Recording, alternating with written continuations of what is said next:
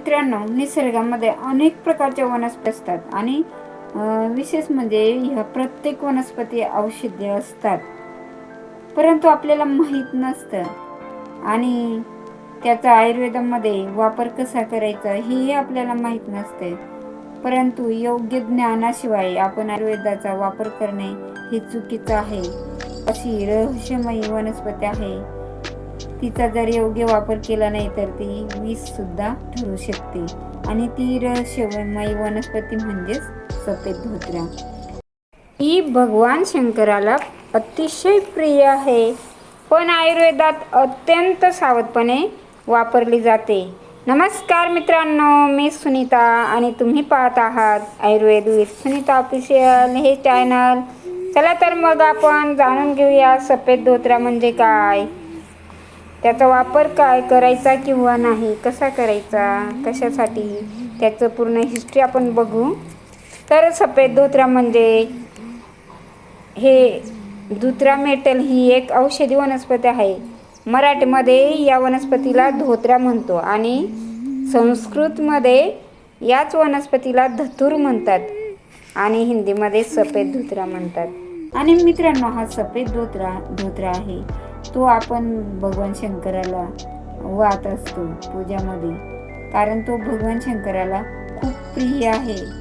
आणि ही वनस्पती रानावनात किंवा रस्त्याच्या कडेला सुद्धा उगत असते, कुठे उगत असते. आणि यामध्ये धोत्रा हा सफेद आणि जांभळा असतो.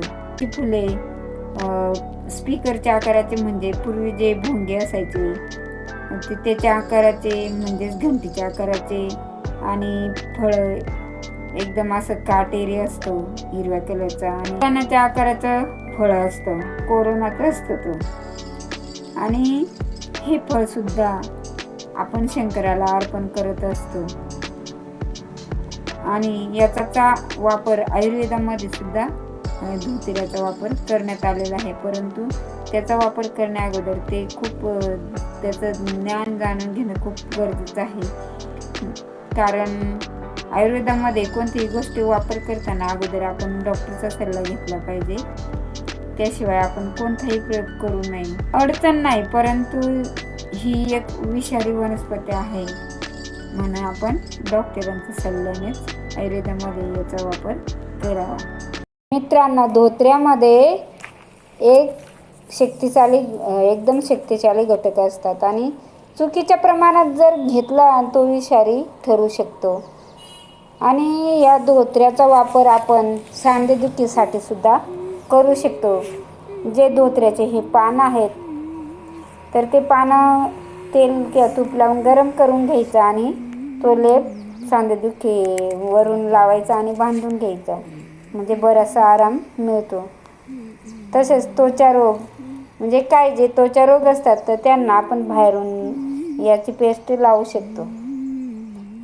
नंतर दमा जो अस्थमा आहे, पूर्वी काही पारंपरिक उपचारांमध्ये धोत्र्याच्या पानांचा धूर घेतला जायचं दमा या आजारावर, परंतु मी तुम्हाला सांगते की हा प्रयोग तुम्ही काही. तर मित्रांनो, धोत्र्यामध्ये ट्रोपेन अल्कलॉइड्स नावाचे एक विषारी घटक असतो आणि त्यामुळे जास्त प्रमाणात जर घेतलं गेलं तर चक्कर येणे, तोंड कोरडे पडणे किंवा भास होणे, हृदयाचे ठोकेसुद्धा वाढू शकतात. म्हणून अशा गंभीर परिस्थितीत जीवाला धोका होऊ शकतो.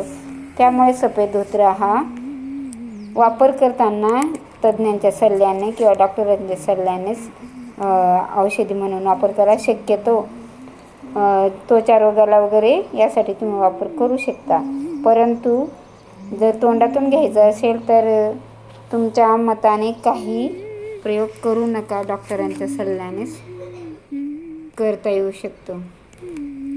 बाकी तर निसर्गाने आपल्याला औषधं दिले आहेत, पण ज्ञानाशिवाय ते आपण जर वापरले तर ते आपण अंधारात असल्यासारखं वाटेल. जर तुम्हाला अशीच आयुर्वेदिक माहिती हवी असेल तर माझ्या चॅनलला लाईक करा, फॉलो करा, सबस्क्राईब करा आणि बेल प्रेस करायला विसरू नका. तर मित्रांनो, तुम्हाला कसा वाटला माझा माहितीपूर्ण व्हिडिओ मला कमेंट करून जरूर कळवा. पुन्हा असेच नवीन एका मोटिवेशनल व्हिडिओमध्ये पुन्हा भेटू. Thank you for watching.